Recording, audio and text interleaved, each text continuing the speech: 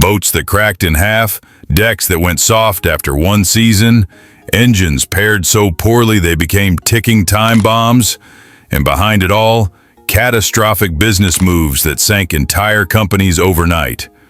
These brands collapsed so hard, they were erased from boating history.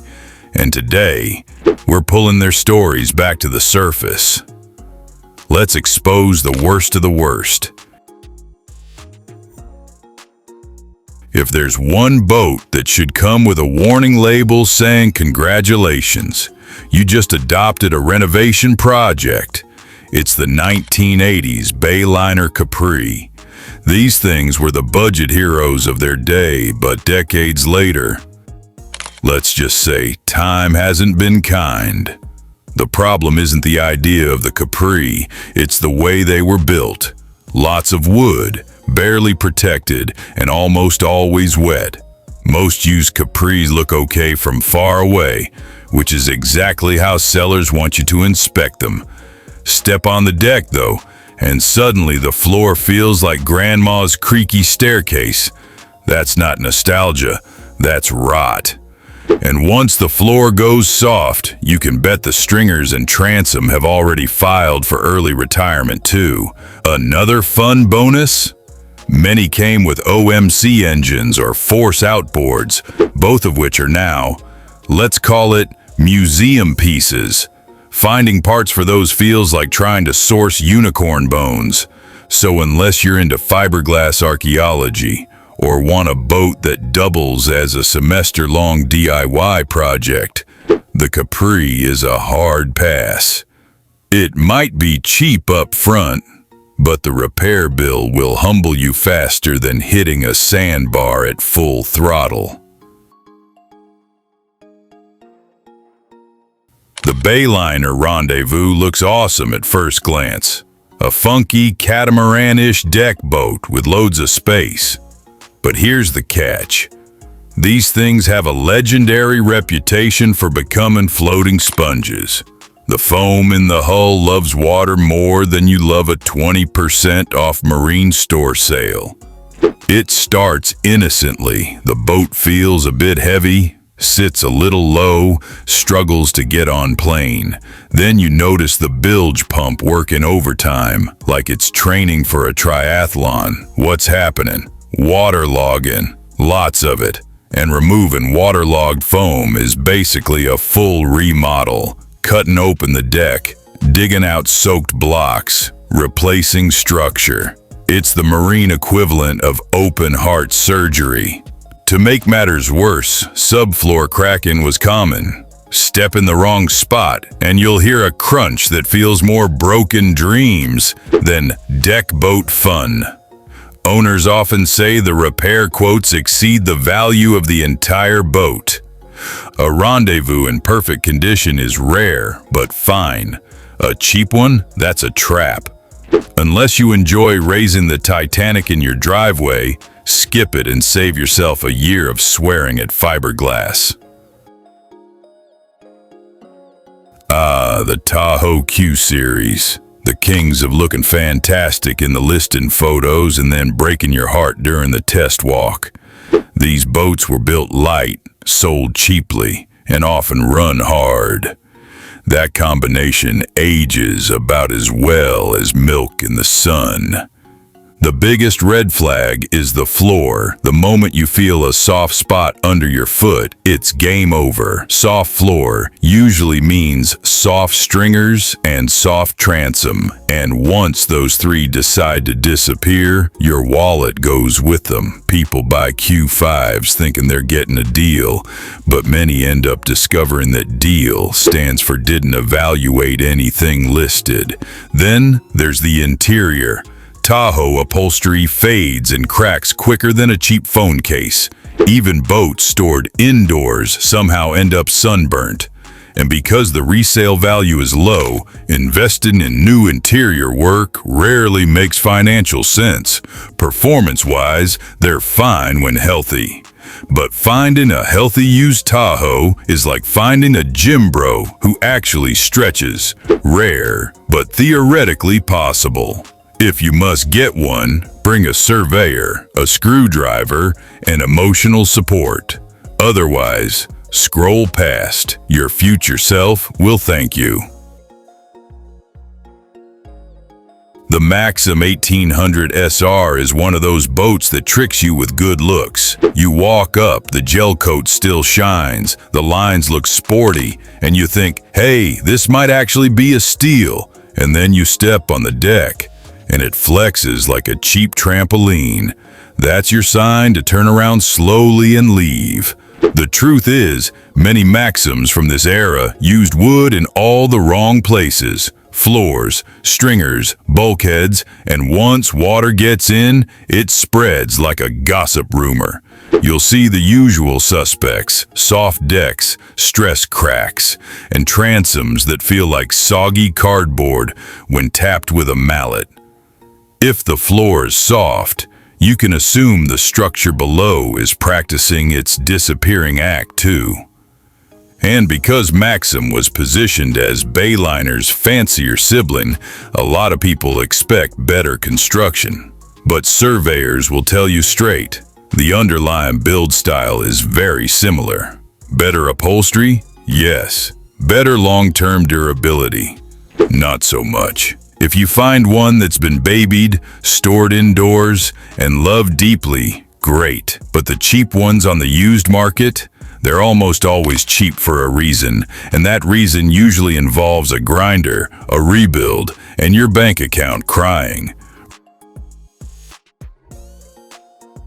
Renken boats are the perfect example of good intentions, questionable execution.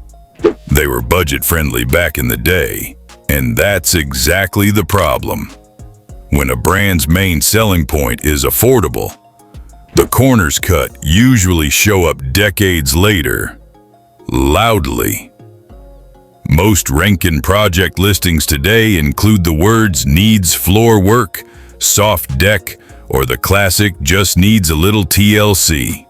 If you see TLC in a Renken ad, run. TLC usually means the stringers have completely retired, the transom is compost, and the deck feels like walking on wet cereal. Once you open things up, you'll find more rot than actual boat. Cosmetically, they also didn't age well. The hardware, fittings, and interiors were bare bones, and replacing everything often costs more than what the boat might sell for fully restored. It's basically a money pit wearing a Renken badge. Can a Renken be restored? Yes. Should you be the one to restore it? Only if you enjoy sanding fiberglass until you question your life decisions. For everyone else, skip it and save yourself the heartbreak and the dumpster full of rotten wood. Galaxy boats are one of those names that pop up in old forums with the same energy as someone mentioning their cursed ex. Threads literally call them the worst boat ever, which, while dramatic, isn't that far off when you dig into owner experiences. These were entry-level boats built to hit a price point, not to survive 30-plus years of use and neglect. The construction was simple: wood decks, wood stringers, wood transoms, and usually very little protection against water. The result? Mushy floors, failing structure, and transoms that flex like they're made of rubber. Performance-wise, they were fine when new. But now, most used Galaxies are so waterlogged or rotten that performance isn't even part of the conversation anymore. Buyers quickly realize they're not purchasing a boat, they're adopting a restoration project that needs therapy. And the biggest issue? Even if you do restore one perfectly, the resale value is painfully low. You could pour thousands into it and still struggle to sell it for the price of a used trailer. Galaxy boats are budget buys for a reason, and time has not been gentle.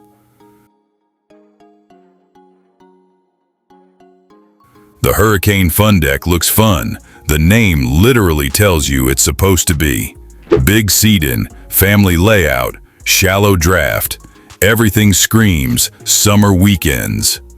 But hiding under that cheerful deck is a very different story. These boats are notorious for one thing: foam that drinks water like it's dehydrated. Owners often notice the boat sitting strangely low, especially at the stern.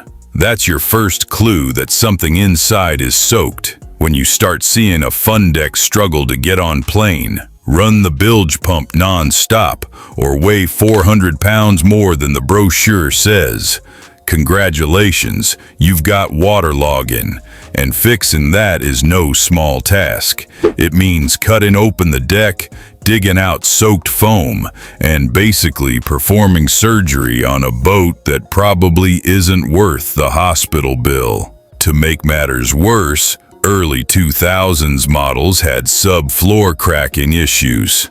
Step in the wrong spot, and you'll hear a crunch that doesn't sound like fiberglass. It sounds like your bank account begging you to stop. A well-maintained fun deck is fine, but the cheap, just needs a tune-up ones? Those are traps. If you want a boat that doesn't double as a water sponge, skip the bargain fun deck and save yourself a year of DIY grief. Sea Ray plus jet power sounds like a winning combination. Until you realize these little jet boats came with Mercury Sport jet engines, which have a reputation that can best be described as emotionally unpredictable. When they run, they're fun. When they don't run, which is often, they're basically floating lawn ornaments. The biggest issue is reliability. Owners constantly complain about hard starting, bogging, poor throttle response, and engines that act like they need a motivational speech to get on plane. Finding parts for the old sport jets isn't exactly easy either. And when you do find them, they cost enough to make you consider therapy. The pump systems also wear fast if previous owners sucked up weeds, rocks, sand, or half the lake. And let's be honest, almost every used Sea Raider out there has sucked up something it shouldn't have. That's just jet boat life, except these ones weren't built strong enough to handle the abuse long term. If you want an affordable, reliable jet boat, this isn't it. Unless you enjoy troubleshooting, swearing, and ordering rare parts from strangers online, avoid the Sea Raider. It's less fun summer toy and more. Why won't this stupid thing start? The Mariah Shabbat line is interesting because some people swear they were built well, and that's true for certain models. But the mid-1950s Shabbas, they're a gamble. If you find a perfect one, awesome. But most on the used market come with soft floors, hidden rot, or the worst surprise of all, early signs of hull delamination. The trouble starts with the deck. Step around, and you'll often find soft spots, which is the boat's polite way of saying, "My stringers are toast too." Once water gets inside, everything starts to deteriorate together. The floor, the bulkheads, the stringers, the transom. Fixing that is a tear-out job that usually costs more than the entire boat is worth. Some Shabbas even have reports of hull separation or cracks around the Chinese. And nobody wants a boat whose hull is trying to split apart like a bad relationship. This isn't a minor cosmetic issue. It's serious structural work.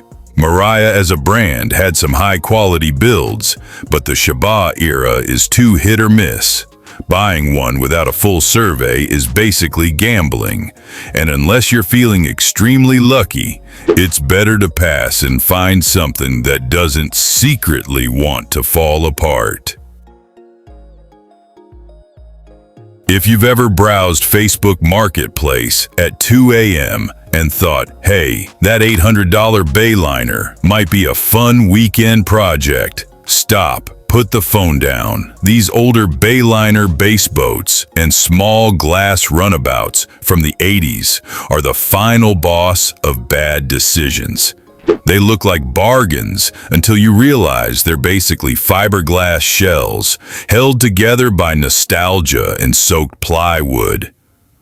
Most of these boats have been sitting outside for decades. Rain, snow, sun, repeat, year after year.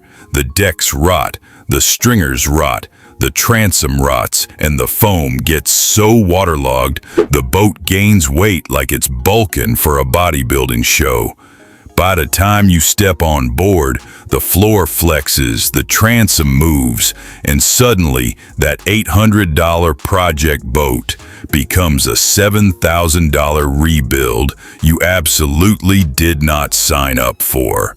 And if that wasn't enough, many of these came with outdated OMC or face-out boards, which means the only thing harder than fixing the boat is finding parts for the engine. You'll spend more time on boating forums asking strangers for advice than actually being on the water. Sure, these old Bayliners can be rescued, anything can, with enough money and lost sanity. But as a used buy, hard pass. Let someone else adopt the archaeological dig site. If this list saved you from buying a floating disaster, make sure you show some love. Hit like, drop a comment telling me which boat shocked you the most, and subscribe for more brutally honest boating guides. And if you want part 2 with even worse offenders, let me know. Your suggestion might save someone else's wallet.